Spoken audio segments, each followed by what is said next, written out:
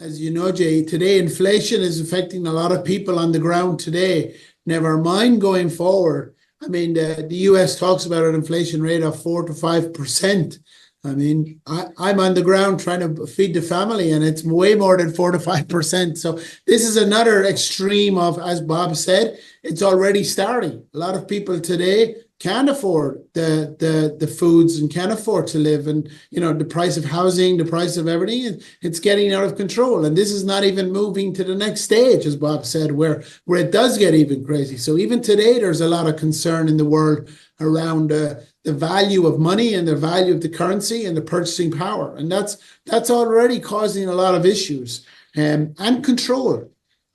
As I said, I went to a bank recently to take out some money to buy a purchase, and I had to fill out 20 forms to explain to the bank what I was doing with my own money. So there is those controls already starting there, and so gold, as me and Bob have talked about, gold is that insurance policy. If something ever did happen catastrophic, then having gold is always a sort of a backup, and that's something that I believe in, and it's something that the rest of the world hasn't really started, but will do over time, I believe.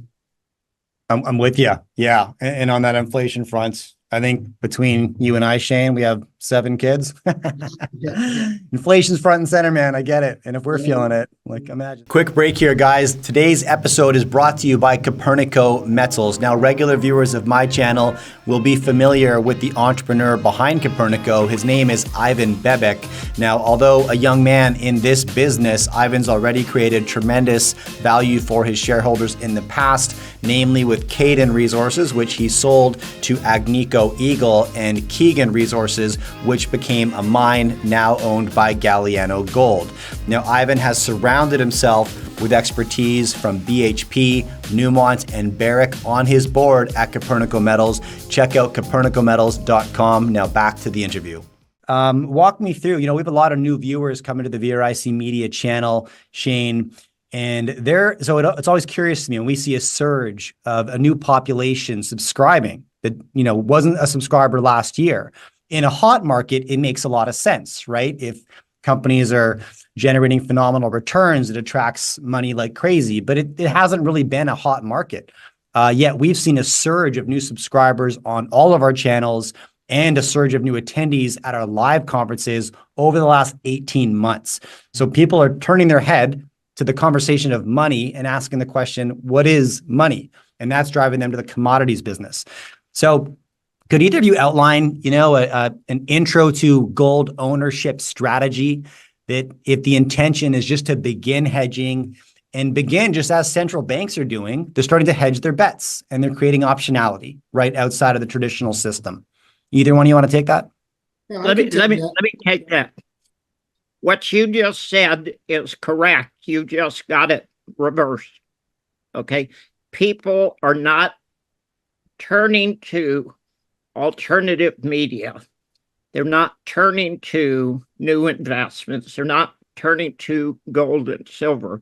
They're turning away from the mainstream media because they have woken up to the fact that they are being lied to about everything. Now, we were lied to about 9/11. We were lied to about the global financial crisis. We were lied to about COVID. We're lied to about Ukraine. We're lied to about Gaza. And you can lie to people for a long time, but sooner or later they wake up. And I will congratulate you, and I'll congratulate all of the voices in the alternative media. I'm not saying they're necessarily correct. However, they are alternative voices, and people are starting to pay attention. I mean, I will give you all the credit in the world for doing that. But quite bluntly, and Shane hit on something that's very important. Most of the people who talk to me about resource stocks as an investment and gold as an investment. And I think that's a giant mistake. Do you remember the word that Shane used to describe gold? Say what it is. You're stumping me, Bob. Oh, you got to listen carefully. He called it an insurance policy. Yeah. Yeah. Gold is an insurance policy against chaos. I have people ask me all the time, okay, where's gold going to go? And my answer is always the same. I don't know. I don't have any clue. I mean, how could I say where gold is going to go? Because when you're talking about the price of gold, you're talking about two commodities. You're talking about gold, but you're talking about the US dollar at the same time. Gold is an insurance policy against chaos. And if you see chaos on the horizon, you have to go to a place of safety, and that's going to be gold and silver. And that's why I think a gold-based system based on grams, that's something every country should do. And the beauty about a hard currency is that it forces you to be conservative, and it forces you to only expand the money supply based on how much gold you've got. Now, I believe Russia understands that. I think they understand it better than anybody.